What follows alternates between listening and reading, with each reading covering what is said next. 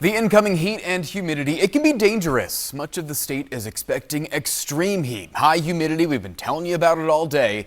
That can cause things like heat exhaustion, even heat stroke. Tonight, Dr. Dilip Yarabothu joins us. He is an emergency physician with Southern New Hampshire Health. Doctor, thank you so much for being with us. Really appreciate your time. I'm wondering if we can start with the most common heat-related illnesses that you treat and the symptoms that people should be watching out for throughout this extended period.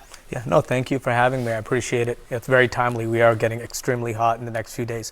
So as an emergency physician and working through immediate care, we see a spectrum of heat-related illness. It all starts with heavy sweating, which is usually the most common symptom, fatigue, but then as things start to get a little bit more severe, then headaches, lightheadedness, dizziness, and then ultimately the feeling you may pass out. And then that's really, you're climbing up that gradient of heat exhaustion into heat stroke.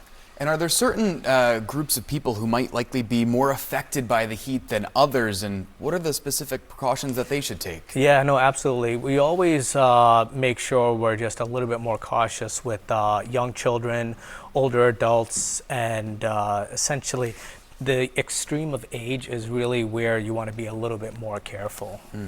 And so also, this is going to be an extended stretch. If people are outside a lot in this, they're probably going to be wondering, what is the threshold, at what is the point that when they might not be feeling well, when should they seek out help, or maybe when should they even call 911? Yeah, no, great question. So, like I said, a lot of it starts with just feeling a little fatigued and having just the sweats and the headache as well too. But you got to look at those signs and symptoms kind of like a check engine light in a car. So once your body starts telling you, hey, listen, you're starting to overheat, first things first, get yourself out of the heat, get into some shade, start drinking some fluids. Don't wait until you're thirsty to start drinking.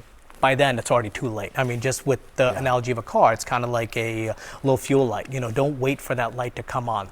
Preemptively strike, drink fluids. If you're out in the heat for a couple hours, I think water is fine. But if you know you're going to be sweating a ton, it's probably best to fortify with a little bit of electrolytes as well, too.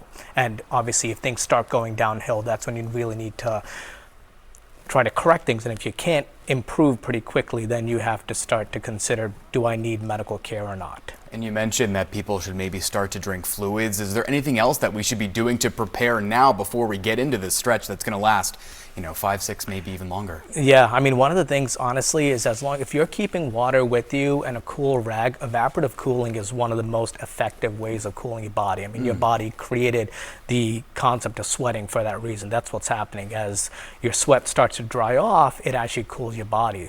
If it's super humid, unfortunately, we're looking at a lot of humidity coming up, the sweat kind of just pools and sits and drips. It doesn't actually cause you to cool off. It's kind of the concept of when you get out of a pool, you feel much cooler immediately. So if you could even just kind of spritz your body with some water, cool towels, and just allow things to cool off, that's really the best way to handle staying cool as much as you can if you're out in the heat for an extended period of time. All great things to keep in mind. Dr. Yarabothu, thanks so much for your time. Yeah, no, I appreciate it. Thank you for having me.